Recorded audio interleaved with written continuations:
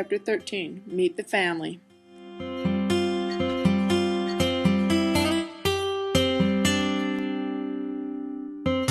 It had been 10 years. Tios had spent a great deal of time meditating.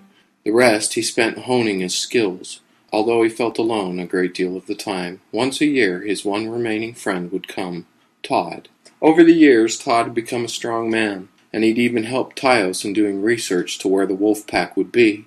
He got closer each year, giving him more and more information, although Tios still did not feel the time was right. Tios woke that morning with a start. He leaped from his perch and went to their meeting place, but as he neared the area he could smell Todd, but there were other smells with him. As he got to the edge of the clearing, he saw why. Todd stood there with a woman by his side and two small children. Tios slumped. Todd had a family, he had known that, but why he would bring them confused him. He would not be able to say hello now. He started to turn away from the clearing, intent on heading back to his ledge. "Tios!" Todd yelled. "It's all right, they know!" Todd yelled. He could feel his friend in the woods. Tios stopped in his tracks and turned back. "They will not understand, Todd," Tios replied. Todd's wife gathered the kids around her. "They do. Come out, Tios, it's safe," Todd shouted back. Tios shrugged. It was against his better judgment, to be sure. Yet he stood and walked out into the clearing. He waited for the gasps and screams, but they did not come. Todd's wife walked straight up to him. "You've saved my husband twice." "Thank you," she said, and gave him a large hug. Tios stood in shock. "Kids, come over here and meet your Uncle Tios," she said with a smile. The two children came up and he shook their hands with his paw. One no more than 4 and the other 7. "He's cute, like a big dog, Daddy," she said idly, stroking the fur on his arm. "Dog?" Tios questioned. Todd burst out laughing. The two girls and his wife had no fear of Tios, immediately opening their family to him. They camped in the secluded spot for 3 days. The last night, they all sat by the fire, Tios trying to roast a marshmallow for the 2 young girls he had grown to love so quickly. The oldest sat on his lap, and she idly petted his fur. He had to admit, it did feel good.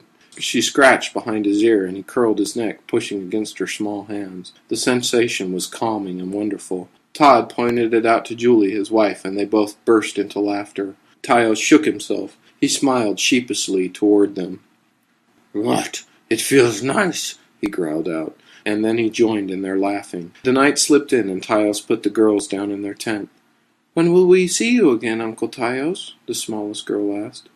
"Next year, and the year after, and the year after," their mom said from behind Tios. He nuzzled the 2 girls and smiled. "You listen to your mommy and daddy, and be good girls. I can't wait to see you 2 again." He pulled out of the tent. The littlest one was already sleeping.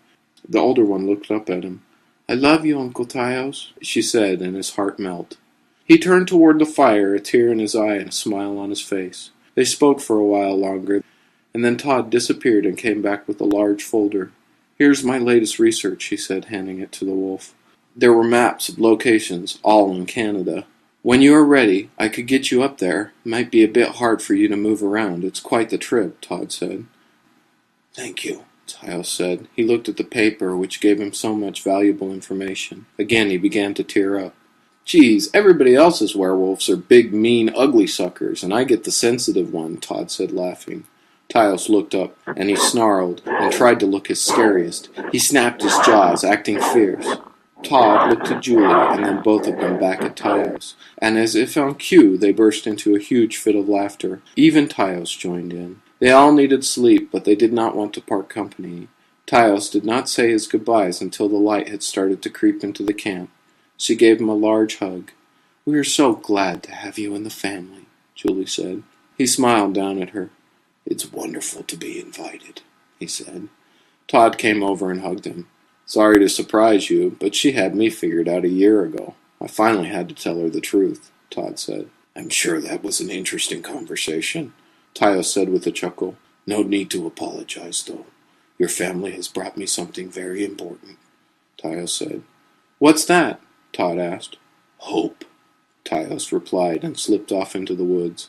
Todd stood looking after him. His wife came and slipped under his arm. "Any more interesting friends you want us to meet?" she asked. "None more interesting than Tios, that's for sure."